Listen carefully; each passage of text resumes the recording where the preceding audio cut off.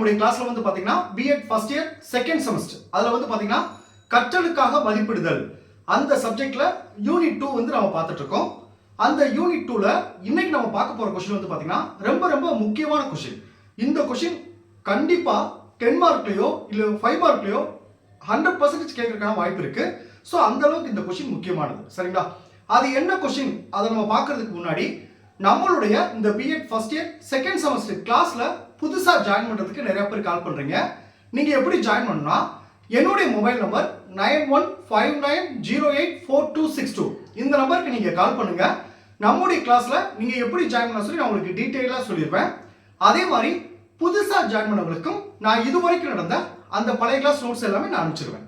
So join பண்ண விருப்பப்படுறவங்க என்னுடைய மொபைல் நம்பருக்கு கால் பண்ணி டீடைலா கேட்டு அதுக்கப்புறம் நம்ம கிளாஸ்ல நீங்க ஜாயின் பண்ணிக்கலாம். சரிங்களா?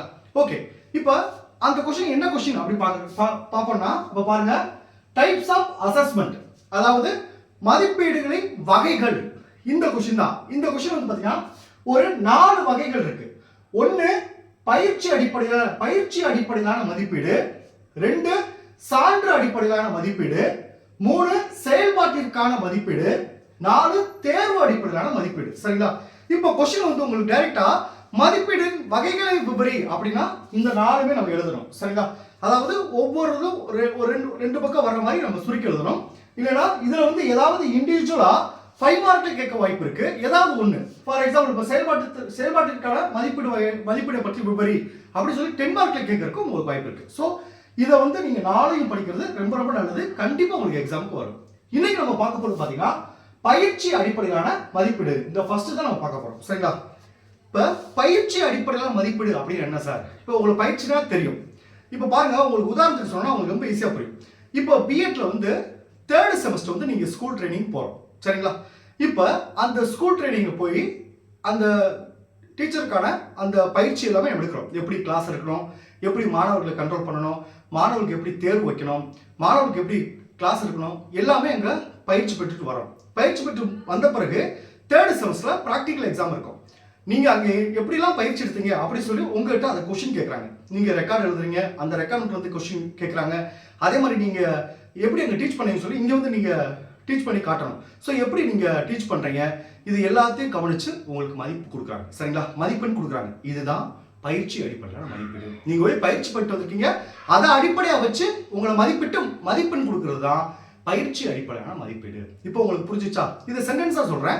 இப்போ நான் உங்களுக்கு வந்து இந்த பயிற்சி அடிப்படையிலான மதிப்பீடு இதுல இருந்து முக்கியமான விஷயத்தை நான் உங்களுக்கு நோட்ஸ் ஃபுல்லா அனுப்பிச்சிருப்பேன். அதுல இருந்து முக்கியமான விஷயத்தெல்லாம் நான் உங்களுக்கு எடுத்து நடத்திடுறேன். இதை நீங்க புரிஞ்சுக்கிட்டாவே வந்து நான் அனுப்புன நோட்ஸ் நீங்க ரீட் பண்றப்போ உங்களுக்கு ஈஸியா இருக்கும். சரிங்களா? இப்போ பாருங்க, ஃபர்ஸ்ட் பயிற்சி அடிப்படையிலான மதிப்பீடு அப்படின்னா என்ன? இதுல பாருங்க, மாணவர்கள் தாம் கற்றறிந்தவற்றை எவ்வாறு நடைமுறைப்படுத்துகின்றனர். மாணவர்கள் வந்து தான் கத்துக்கிட்டதை வந்து எப்படி நடைமுறைப்படுத்துறாங்க என்பதை அறிந்து கொள்வது ஒரு சிக்கலான விஷயம் தான். அது சொல்லுவாங்க, என்பதை மதிப்பிடுதல் மிகவும் சிக்கலான செயலாகும். அதுக்காகத்தான் இந்த இதை கொண்டு வந்தாங்க. பாருங்க, பயிற்சி அடிப்படையிலான மதிப்பீடு என்பது தொடக்கத்தில் எந்தெந்த பயிற்சிக்கெல்லாம் வருது பாருங்க, ஆசிரியர் பணி, செவிலியர் பணி, மருத்துவர் பணி, இந்த 3க்குமே கட்டாயம் பயிற்சி இருக்கணும். பயிற்சி இருந்தா தான் நம்ம வந்து கரெக்டாக செயல்படுத்த முடியும். அதான் தொடக்கத்தில் வந்து ஆசிரியர் பணி, செவிலியர் பணி, மருத்துவர் பணி, இந்த 3 விஷயத்தை நீங்க வந்து இப்படி நான் கொடுத்துருக்கேன், இந்த மாதிரி நீங்க ஹைலைட் பண்ணி காட்டணும். ஸோ திருத்தரப்பு இந்த மாதிரி பார்க்குறப்ப சரி கரெக்டாக புரிஞ்சுக்காங்க அப்படின்னு சொல்லி மார்க் ஃபுல்லாக கிடைச்சிடும். சரிங்களா? இதில் பாருங்க, போன்றவற்றிற்கான இந்த 3க்கும் போன்றவற்றிற்கான தொழில்சார் படிப்புகளில் மாணவர்கள் கற்றல் மூலம் தாம் கற்றறிந்த அறிவு, இந்த தொழில்சார் படிப்புகள் இந்த 3 விஷயத்திலையும் தாம் கற்றறிந்த அர்த்தம், மாணவர்கள் கற்றல் மூலம் தாம் கற்றறிந்த அறிவு மற்றும் செய்திறன்களை உண்மையான தொழில்சார் பணிச்சொல்லி எந்த அளவு திறமையாக செயற்படுத்துகின்றனர் என்பதை மதிப்பிடுவதற்கான ஒரு முறையாகும். இந்த 3 இருக்கு, செவிலியர் பணி, ஆசிரியர் பணி, மருத்துவ பணி. இதை வந்து அவங்க பயிற்சிக்கிட்டு உண்மையா அந்த வேலைக்கு போறப்ப எப்படி அவங்க செயல்படுறாங்க அப்படின்றத மதிப்பிடுறதுக்கு தான் இந்த பயிற்சி மதிப்பீடு. இப்போ உங்களுக்கு ஈஸியா புரிஞ்சுச்சா? அடுத்து ஒரு முக்கியமான விஷயம் பாருங்க, இந்த கேள்வியிலே இதுதான் முக்கியமான விஷயம். இதை கண்டிப்பா இதை எழுதி பாக்ஸ் பண்ணிடுங்க. என்னன்னு பாத்தீங்கன்னா, பயிற்சி மூலம் கற்றலை மாணவர்கள் மேம்படுத்திக் கொள்ள வாய்ப்பளித்து, பயிற்சி மூலம் தான் தன் கற்றலை மேம்படுத்திக்கணும். வெறும் புத்தகத்தை வச்சு படிச்சோம்னா நமக்கு மேம்பாடு அடையாது. அதை பிராக்டிக்கலா செஞ்சு பார்க்கும்போது தான் அதான் பாருங்க. அதனால தான் உங்களுக்கு 3rd செமஸ்டர் 80 நாள் ஸ்கூல் ட்ரைனிங் அனுப்புறாங்க.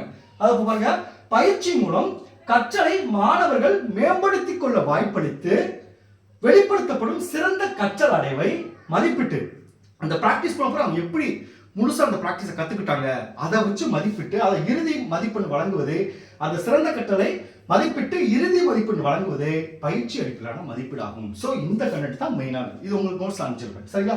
அடுத்து பாருங்க, இவ்வணுகுமுறையில் மாணவர்களது பாட அறிவு மற்றும் திறன்கள் மதிப்பீடு செய்யும். மாணவர்களுடைய பாடறிவு எப்படி இருக்கு, அவங்கள் திறன்கள் எப்படி இருக்கு அப்படின்னு மதிப்பீடு செய்யப்படுறாங்க. சரிங்களா?